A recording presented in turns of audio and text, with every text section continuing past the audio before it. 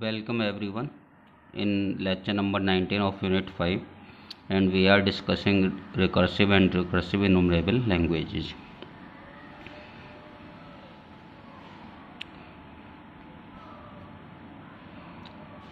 Recursive enumerable languages are those for which there is a Turing machine that accepts all strings in language. If a input belongs to language, it will be accepted by the Turing machine. And recursive languages are those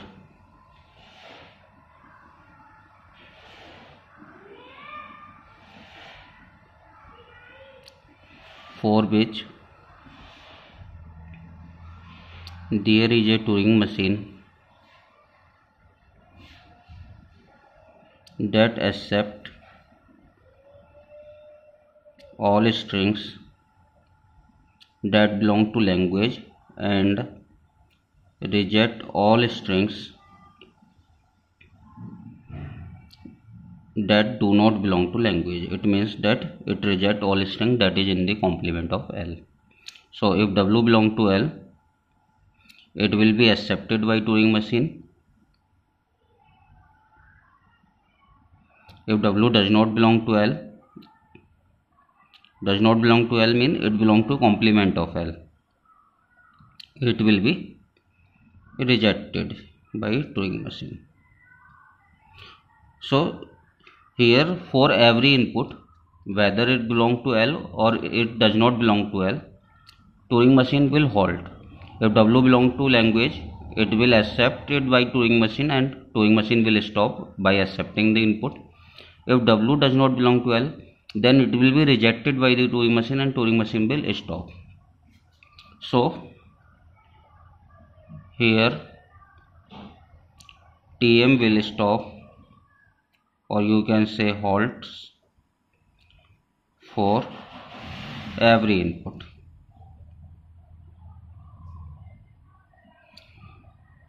What here? In this case, if W belong to L, then TM will stop and halt by accepting the input. But if input does not belong to language, then TM may stop and may not stop. It may be rejected by input, may be rejected by Turing machine, or it will go into the infinite loop. So it may or it may stop on every input, but here every input either belong to L or L var, or either belong to L or does not belong to L. It will be either accepted or rejected.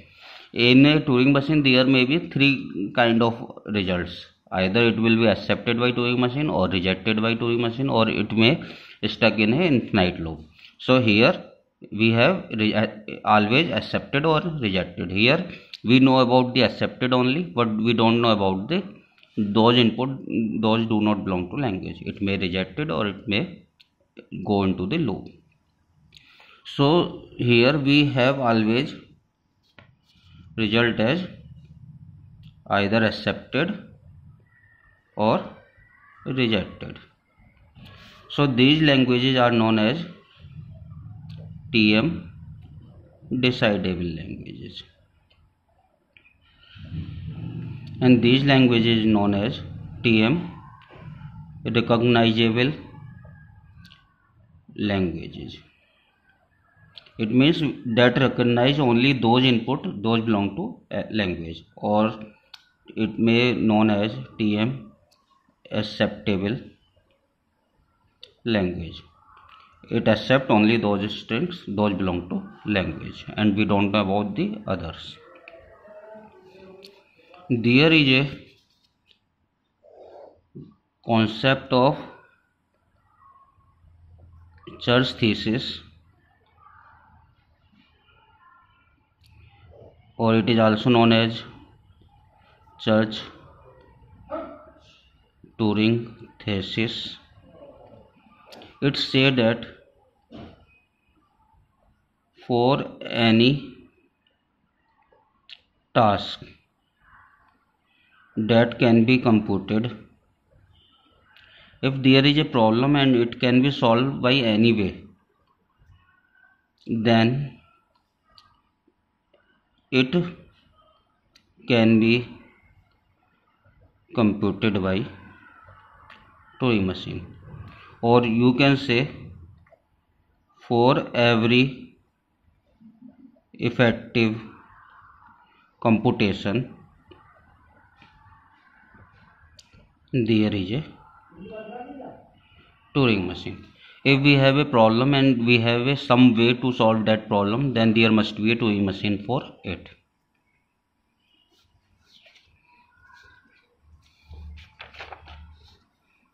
Or you can say, if there is no TM, then that problem is unsolvable, that cannot be solved by any way. If there is no Turing machine, then there is no solution for a particular problem. So some languages are non-recursive enumerable also, for which we have no solution, for which we have no Turing machine.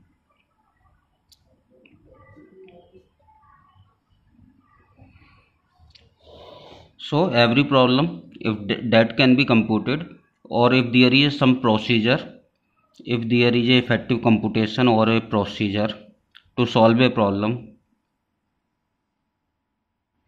then there must be a Turing machine for it. So for any problem,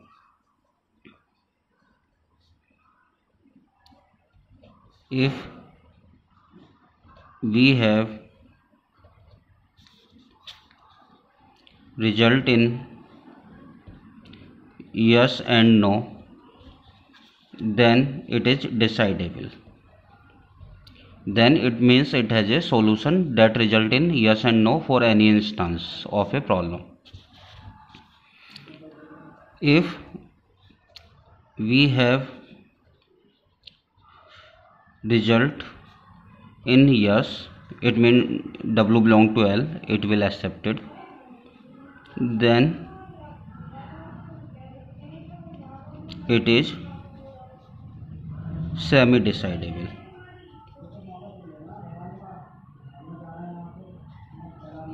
We do not have result in no.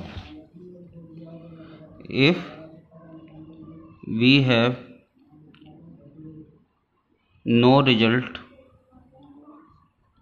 in yes, then it is not decidable at all. Not decidable at all. So this is also undecidable, but we have a result in yes here and we don't know about no. Here we even don't know about yes, then it is purely undecidable. It is purely undecidable. It is semi-decidable, or we can say partial decidable, and it is decidable. So for this problem, the language is recursive. For this problem, language is recursive enumerable, and for this problem, language is non-recursive enumerable. So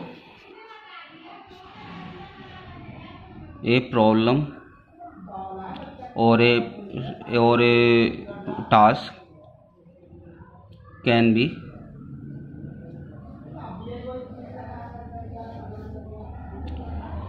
decidable or undecidable. Undecidable may be semi-decidable, or purely undecidable. So decidable mean recursive, semi-decidable mean non-recursive. It is recursive, enumerable, it is non-recursive. So for these we do not have TM, no TM. Here we have TM that give output in yes, we don't know about no, and there is a TM that give output in yes and no both. So we have several problems that will be categorized either in this case or this case or this case. Let's look some problems. For a DFA, say M, W belong to language of machine. Can you say whether a input will W will be accepted or not?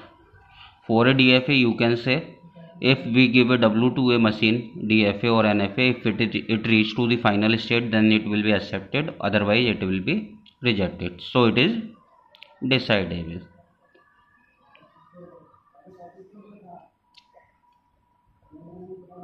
For a CFG G, LG is equal to empty, it is decidable because you can find whether grammar have a all non-reachable productions or it has a some reachable production.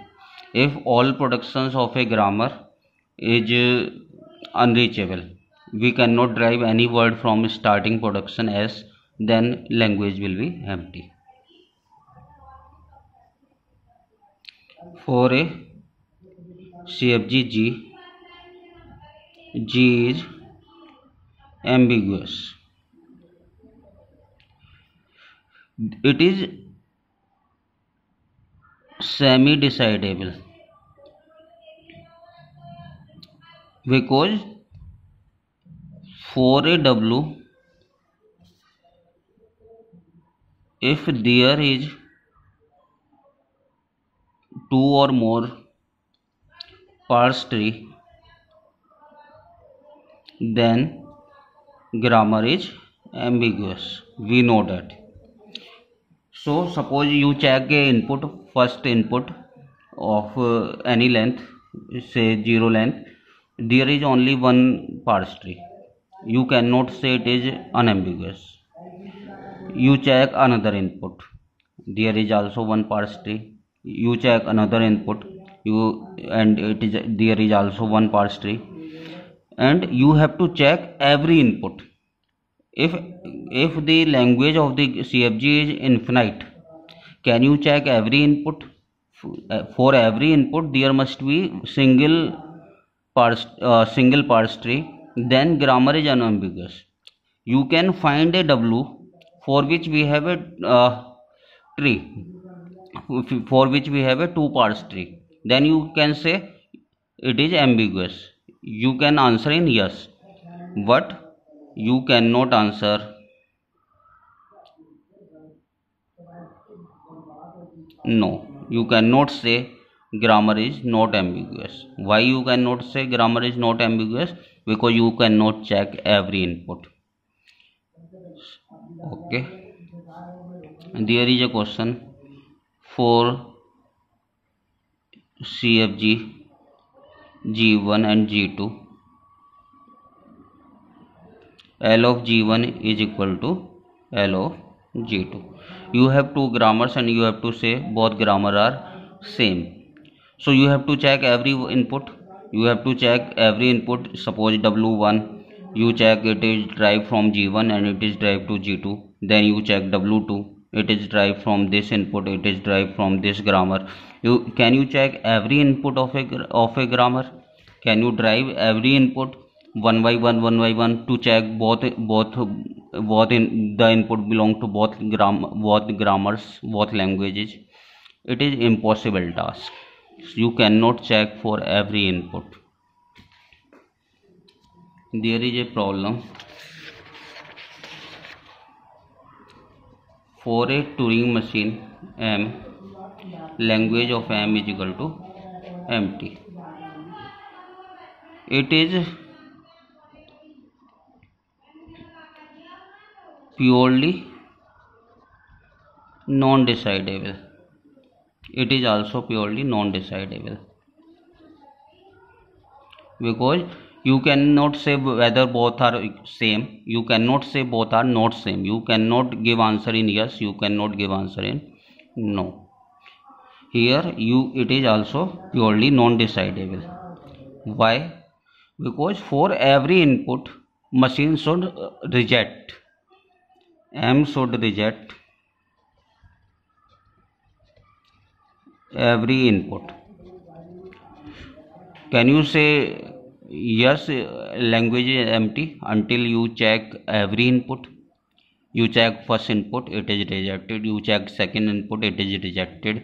You check third input, it is rejected. But can you check each and every input? It may be stuck in some loop. You are waiting whether it will reject or not. So you cannot give answer in yes. Here also you cannot give answer in yes. So there is no TM for it. Non-recursive enumerable. It is also non-recursive enumerable. It is recursive enumerable because you can answer in yes. Grammar is ambiguous if you find two parse tree for an input, but you cannot say no here. It is recursive enumerable. It is decidable. It is recursive. It is recursive. So for a problem you have to check whether you can find a solution in a finite time, whether you will not find any solution, whether you find a solution in yes, whether you find solution in yes and no both. So you have to identify in this way, and it is not such important for our university examination, but it is very important topic as per the subject. Thanks for attending the lecture.